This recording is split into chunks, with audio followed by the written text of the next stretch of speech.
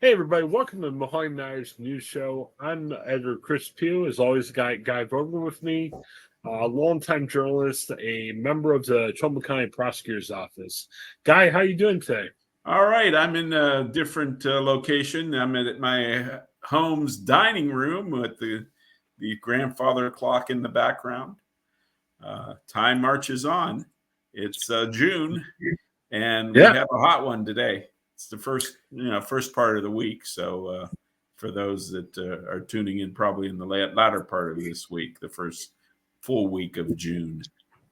yeah, it's a hot one for me. I'm back. I'm actually back in my home office. Enjoyed my time in Akron last weekend for the Ohio State softball tournament.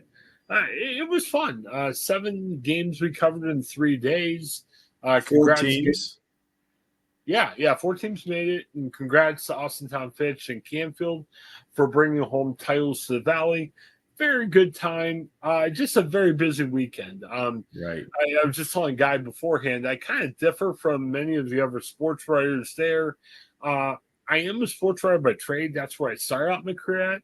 I always feel like there's a lot of sports writer in me. But when you're at an event like that, yeah, covering the 4 local teams is very important. I know there's a lot of interest in everything, which is good. But at the same time, I was covering other stuff in the valley, like the sad story about the Youngstown explosion. We could do a whole podcast of how you were, trying to keep updated on that explosion. And I was, keeping one eye on my job in the courts, doing a parole letter and, keeping up with that fatal fire and then looking at the NTSB website for updates on the Youngstown explosion. So it was a very busy end of the week last week. And those that like the inside baseball part of our jobs. Yeah, and I'm trying to remember what game it was during. Was it after the South Range game? Well, it was between the Matthews and South Range games, wasn't it? Well, I was going to mention. When did we talk? We talked before the South Range game, if I remember right. Right after Matthews lost. Yeah, so I mean, you had all this other stuff going on. We were tracking with the Youngstown explosion, everything else, and then I think it was partway for the South Range game.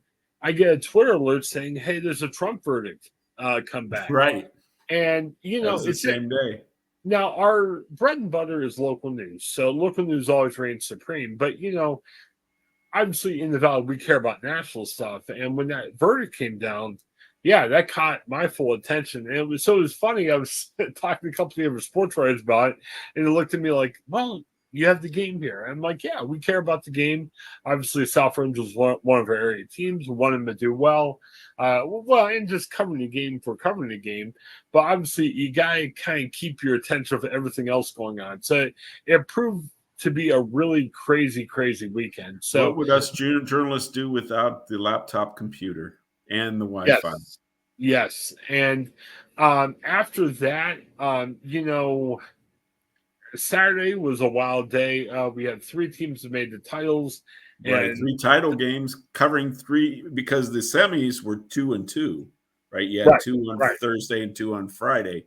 The title games were all on one day, and it's a good thing Matthews. Matthews ended up losing the semi, but they could have advanced easily, and there would have been a 4-game day.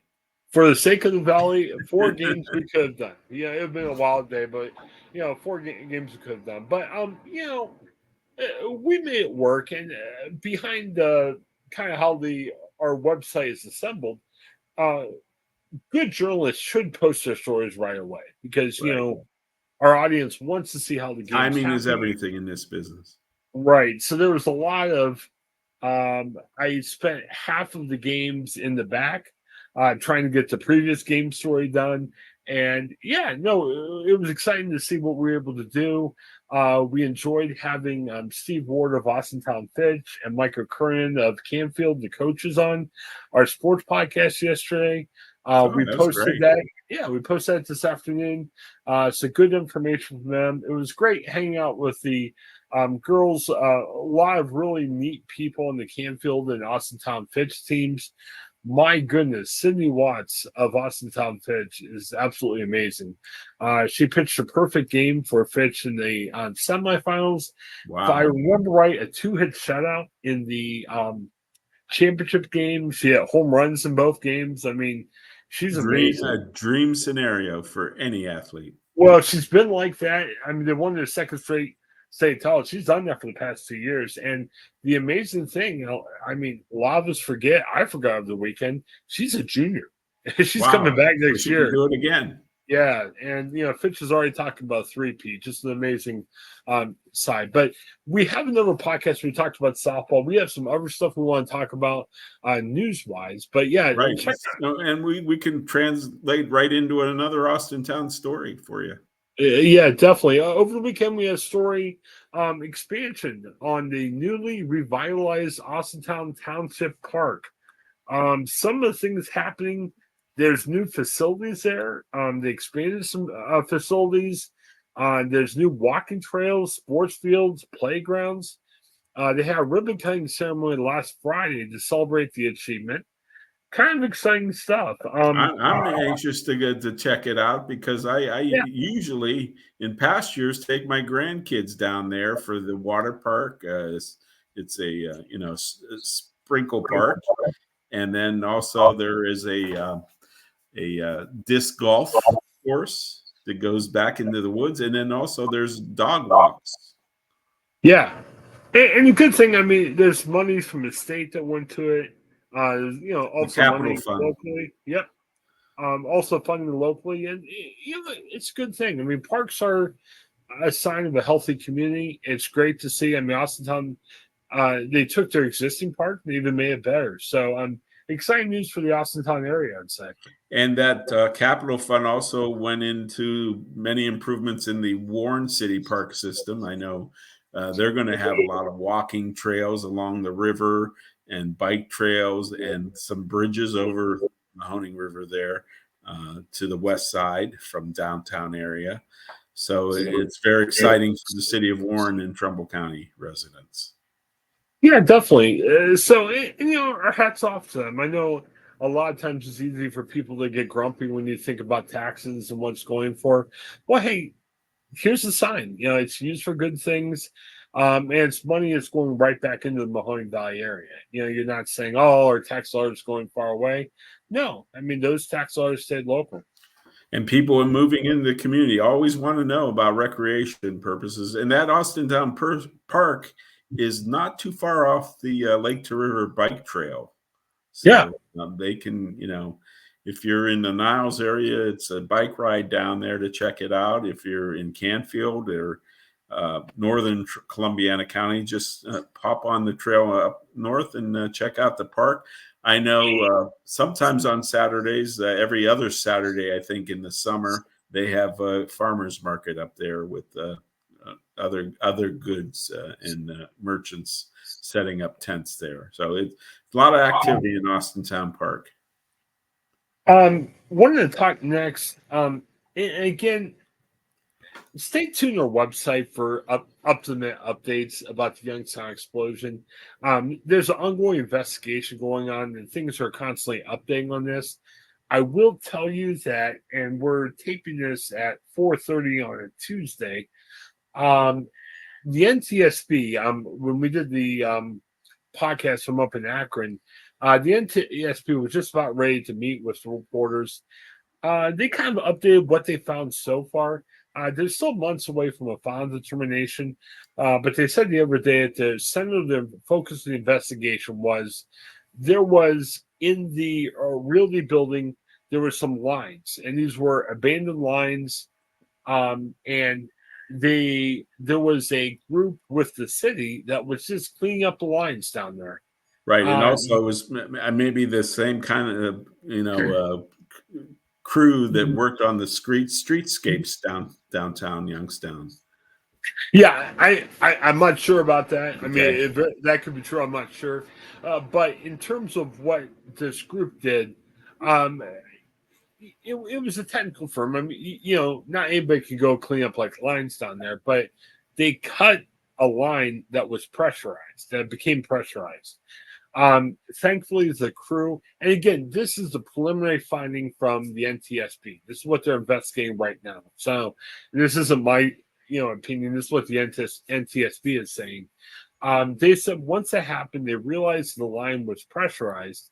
They were able to alert people before the explosion happened. Now, again, sadly, there was one man that died in the So explosion. that kind of accounts for there was like the streets were kind of vacant when that the video of the blast showed that nobody was outside at the time when usually there are people walking around the square there. Well, yeah, I'm not sure how much the warning happened. I, Uh-huh. I, I think their concern was, it did save some lives. And again, still very preliminary. This is what the NTSB said originally on the matter. So they're still kind of investigating what's going on. Youngstown had a press conference yesterday. There's still some questions on where is the integrity of the structure, and by that means is it going to be able to stand? I mean, Salvageable. right. Those people that live there, can they keep on living there? And Guy, you made a decent point. And again, this is kind of like our opinion editorial / show. So we're kind of going off on what we've seen, what we've observed. It may be hard for that structure to be able to be salvaged. And let's be honest with My initial thoughts were there's no way that the first floor went with the blast, sunk the first floor into the basement. Now, but obviously, like to say they want a professional to come in and say, yeah, it can't be salvaged or whatever the case might be. So that's still trying to be determined now. That's kind of where the city is. They're trying to figure that out. So that's where we stand there. But there are, and I'm sure, if the NTSB makes the right rulings, there'll be some money coming in probably, if there's a ruling that goes the right way for the city that they can, pour some money into the project to rebuild it. And time will tell. Who knows what will happen there? A couple other, because we're starting to cover like the events coming around it. Two big things happened. We had an interesting story by our Kelsey Norris the other day, where Kelsey talked about Liberty. One of the parents of somebody that was hurt has a student in the Liberty School District. We talked about a fundraiser Liberty had. We also published a GoFundMe for this woman. So if you want to help out their family, check out the story. You can donate that way. And also, too, and this was an event that was already planned, Streetscape Playing Day. It's a big event downtown where people come to try to beautify downtown Youngstown, make it look a little bit better. This took on even more of a oomph because, again, this was a Saturday after the explosion downtown. I'm expecting a big turnout there, just for support for those hurt in the blast or left homeless by the blast. Well, the story we had the other day, it had a picture of a lot of people there. They were saying over 1,000 volunteers were there, the story talks about the groups that were there, and they were. Obviously a lot of condolences. There was a loss of life at the explosion. And it was just a good day for everyone. People were happy to help.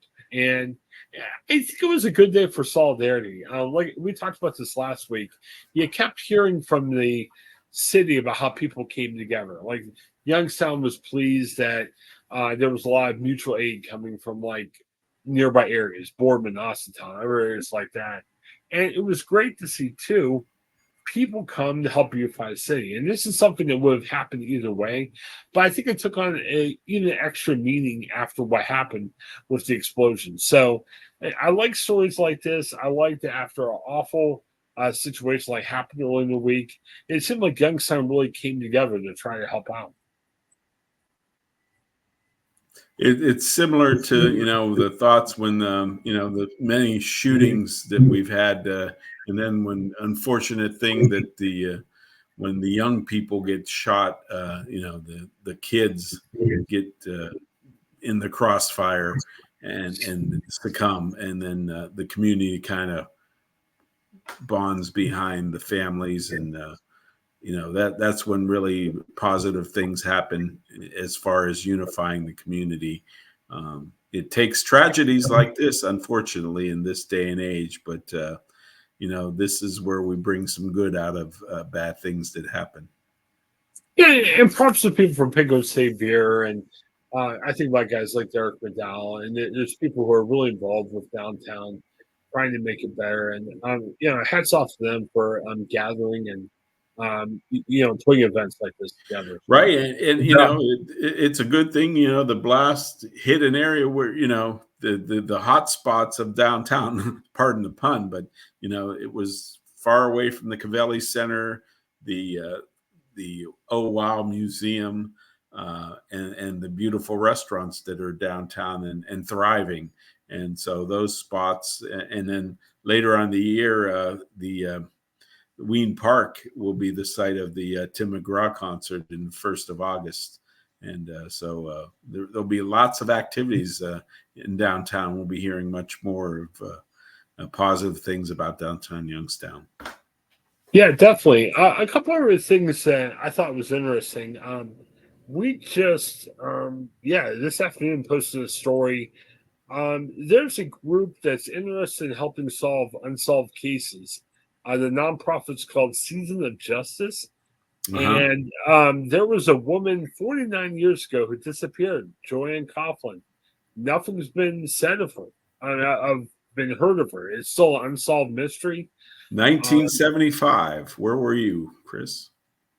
Well, I mean, actually, it was 76. Oh, 76? Okay. No, I'm sorry. 74. 74. Okay, almost 50 years ago. Well, to put it in context, she's been missing since December of 74. 1974. I was born January of 75. So, you weren't there yet. Yeah, I mean, she's been missing. And so the billboard, we have a picture of the billboard. It's just kind of a reminder. They have a picture of what she looked like when she disappeared. Anybody with any information, they give a phone number for the Youngstown Police Department. I like this, and I know it's a really sad story. I know it's tough. She's been gone for a long time. You think the worst, whatever might happen, but I like the fact that this group, this nonprofit, is making the effort to say, "Hey, let's see if we can find the answers here." And right. They donate to billboards. There's information out there about her. Maybe it'll spark a memory of somebody passing by that could get more information about what's going on. I don't know if it was the old TV show called Cold Case, but when I was a reporter covering cops for the Tribune, people would love those old unsolved murder cases that I would write about. I know there was a couple in Liberty that really got a lot of attention, and this one sounds like there's a good story behind this one. And cold cases are always paid attention to. Yeah, so we'll have a link to that story. And again, if you're out there and know anything about the case, by all means, call Youngstown Police. I mean, I think it would be helpful to get peace to her family and just the community as well in a situation like that. Another thing that came up is another story we published this afternoon. There's a legislation going on in the federal level that would free up some federal funding to create a long-term study on the health impacts of the Norfolk Southern train derailment. This is important. I think there's a lot of unanswered questions out there, especially by people who live in the area. What's happening? What's going on? I'm not feeling well, or my wire might look a little different, or whatever case might be. And it's good to be able to see some federal funding, be able to go into the study, just to provide answers for what's going on. I know this a lot of times after anything like this, and not just like the train derailment, but think back to COVID when it happened and everything. There's a lot of unanswered questions. There's a lot of speculation on social media and everything. And I love the fact about there's going to be federal funds that they're going to try to release to say, let's get some answers so families know. That's one of my frustrations with social media right now is a lot of times you can just throw out anything you want without having any proof of it. And you might sit there and say, well, some people might think it's fun to do, whatever the case might be. It's not. There's a lot of people that are directly affected by this. I mean, I think all of us in the valley live close enough where we can feel some type of impact. But I think especially with people in that area, hey, let's don't speculate. Let's don't, come up with answers that will meet political purposes. Let's find out what's really going on so people know what's going on. And the money is out there. Norfolk and Southern has paid a bundle. And also there has been federal funds mandated by Congress to help the victims of this terrible derailment that, really has impacted the community of East Palestine in eastern Columbiana County for now almost a year and a half. Yeah, and this is already passed committee. Hopefully, I mean, to me, it just makes common sense. Hopefully, they're able to firm it up. I like the fact the story we had a quote from J.D. Vance. I know these things have been supported by Republicans and Democrats, so hopefully this won't be something. Yeah, in the election year, legislation like this should be breezing through. Yeah, everybody's going to want to jump on board to take credit for it. Yeah, so we hope for the best, and hopefully things will happen. Well, now it's June. Speaking of politicians, the Mahoning Valley may get a congressman finally. Mahoning County, especially, because notice that East Palestine sponsorship was by Dave Joyce of Trumbull County and farther north. Dave Joyce is actually out of Paynesville, the congressman. That was because the Mahoning Valley proper, Mahoning and Columbiana County, don't have a congressman right now. Yeah. And that will be alleviated, I believe, in a couple Tuesdays when a special election will be held to fill the seat left open when Bill Johnson took the job at YSU. Yeah, I forgot about that. we always come around to Bill Johnson at the end of the podcast. So next Tuesday, special election? I think it's closer. Today is what, the 4th? Yeah. I'm thinking it's either the 18th or the 25th. Okay, we're 2 weeks away. Okay. Yeah. I appreciate that reminder. Sometimes special elections get lost, and I'm right. glad And this is a special election because of the mandated. We had 2 primaries for that district 6th district congressman. One for the full term coming up in November, and I believe it was Rowley on the Republican side, and the name escapes me on the Democrat. Do you remember who the Democrat is running in that? I don't have it in front of me. No, I'm more in tune with the Joyce race up in Trumbull County because he's our congressman. Right. They've split since the demise of Tim Ryan. They've split up the valley into 2 congressional districts. Yeah, but we'll have more information about that as that comes, and stay in touch with that. I did not have it on my notes beforehand, but we'll have more info on that soon. Right, and it's been kind of quiet on that front for a while now, and now that the summer here, graduation, it's been quiet on the Bill Johnson front over at YSU. So we'll welcome that respite from the politics, at least for a little bit. And you were talking, before our little podcast about the Trump verdict. You found out about it during the softball game. Yeah, and we all have our own personal political feelings that for the sake of what we're doing, we keep to ourselves. But it caught my attention. I've always been a history buff, and I know, Trump inspires a lot of emotions. Like, some people love him, some people hate him, but I think if nothing else, it's going to go down as one of those moments in history you're going to remember where you're at. Right. I've always been a history buff. Whenever there's a humongous event, like I think of like When a 9/11. president is convicted of a felony, that hasn't happened before. Right. And how do you feel about what happened, or if you feel like if it was just or not just? It is a big event. I'll tell you, Guy, I think time's going to tell if it really means anything on the election. I think probably to his credit, former President Trump has kind of conveyed the message so much that he's being rigged or whatever. Right. Well, in 2020 we had 2 impeachment hearings in 2020. Right. Well, but I mean, as well as the COVID pandemic, and here in 24 we have also the conviction now, and then he's still facing more litigation. Right. Well, I mean, in Georgia, I believe. Well, think about what it would have meant if, like 20, 30 years ago, if any president would have been indicted. Right.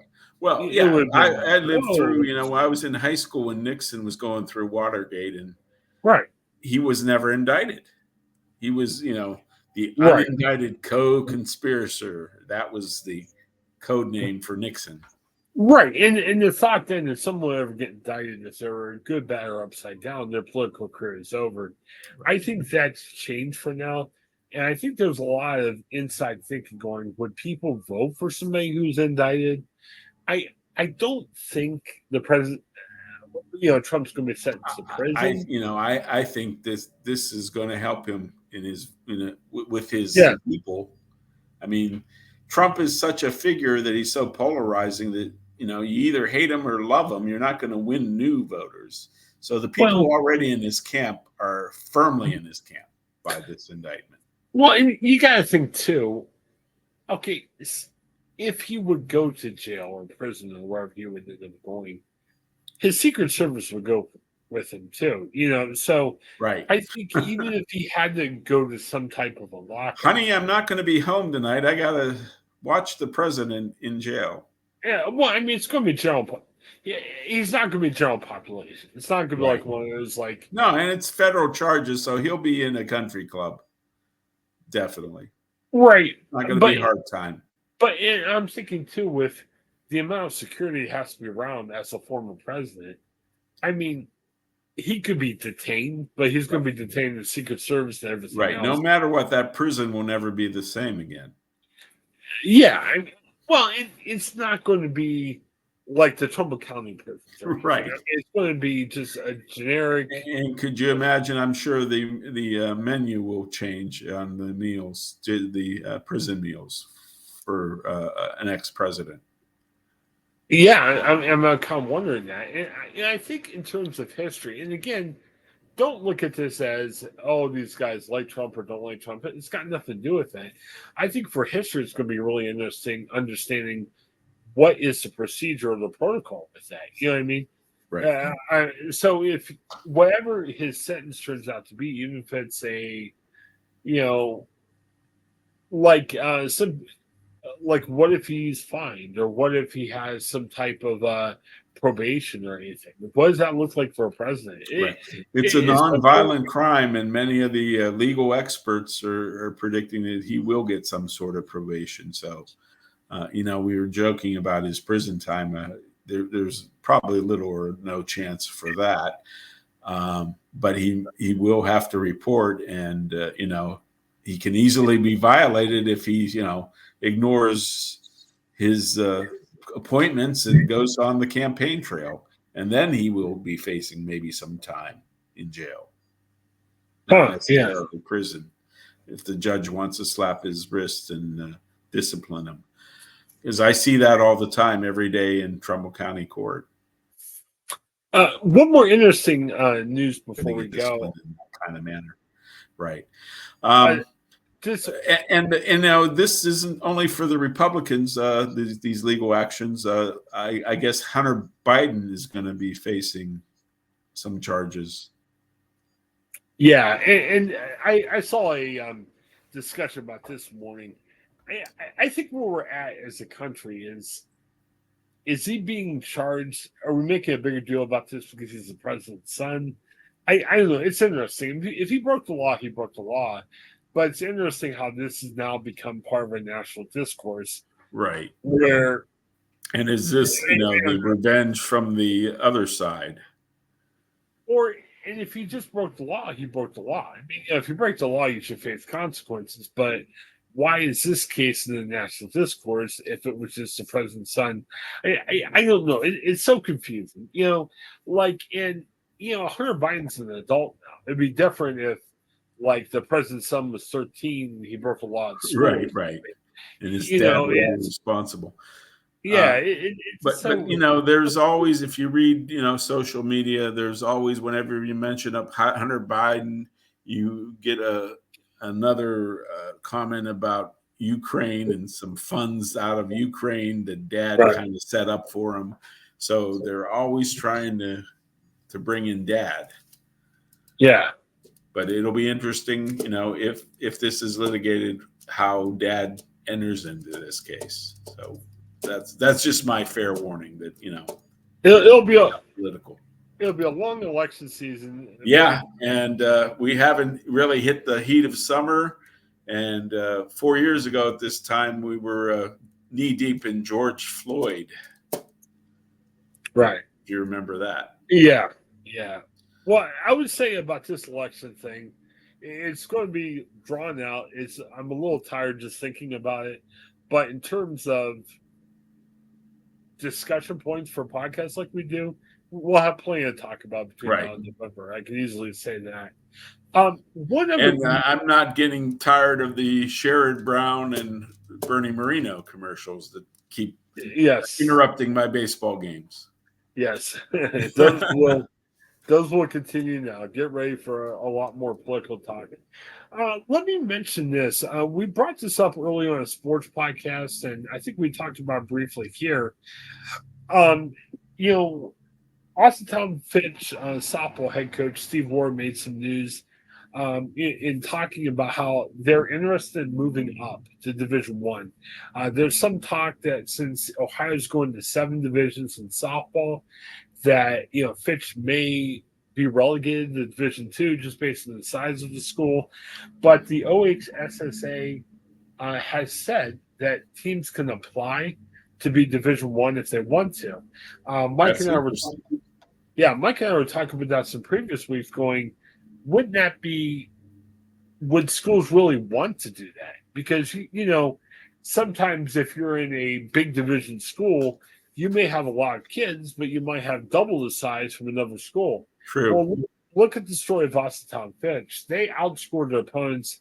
It was something like 230 to 14 this year. It was amazing. They just dominated that tournament, and with a dominant pitcher like you were describing, and she still has another year.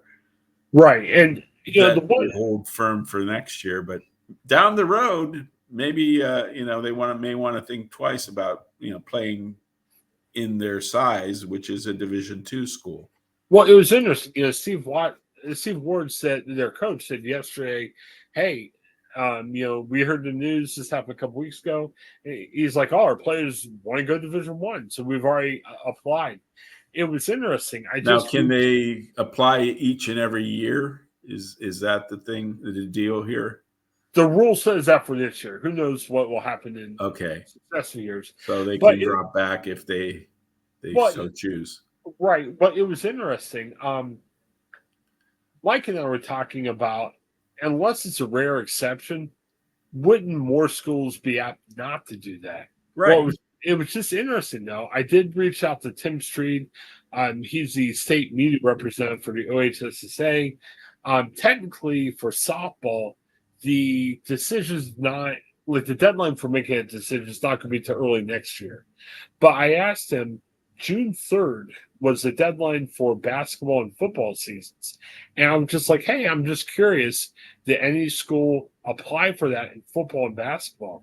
He just emailed me back as we were talking. He said, hey, a bunch of schools have done that. Wow, interesting. Yeah. Any ones we know? He did not reveal the names. He said he's planning on a press conference. A press release next week on that. Okay, well, we will be waiting for that, and it'll be interesting to see if any of the Mahoning Valley powerhouses will move up. But he said, yes, a bunch of schools have requested to move up to Division One. Now, again, Tim is talking about as a representative for the whole state. So he didn't specify. I mean, you would think that maybe somebody in the Mahoning Valley would be one of the bunch, but he didn't specify. I mean, we don't know if they're all from central, north, south, wherever, But, there are a bunch, according to this language, from there. It's going to be interesting when these sports go into 7 divisions like football. That means more chances for championships and more headaches for sports coverage, right? Yeah, I can definitely imagine that. Games. Well, I remember being on the field with Tim after the one of the games this weekend, and I was asking about that, just saying, well, how are we pulling this off? Because, in softball, they have a nice facility in Firestone Stadium where they play the games. But you have 3 straight days of back to back to back to back. They're going to have to at least add 1, maybe 2 more days to that tournament. Well, what Tim phrases, he says in softball, and I don't think they made an announcement yet, but he's like, I can see adding another venue or two.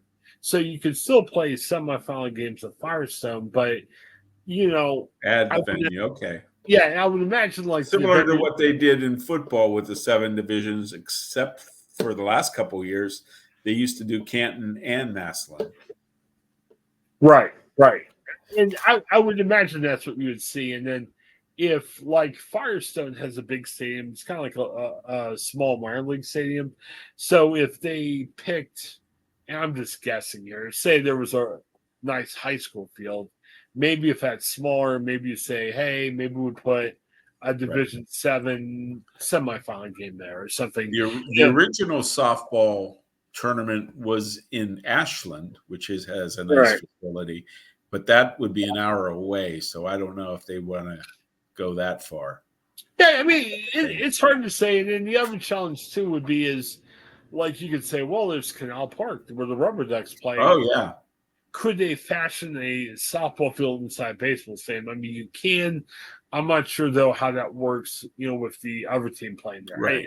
I don't know how that would work out. So, yeah. And again, that's stuff we'll learn more as time goes on. So, all right. Well, hey, Guy, I love podcasts like these where we're not just talking, but we're breaking news. This is good. Right. Yes, that's always good for podcasts. We did that last week, and we're on a streak here. Hopefully next week we'll do the same. Yeah, definitely. All right. Well, for Guy, this is Chris. Thanks for checking us out. Have a great day, everybody. Take care.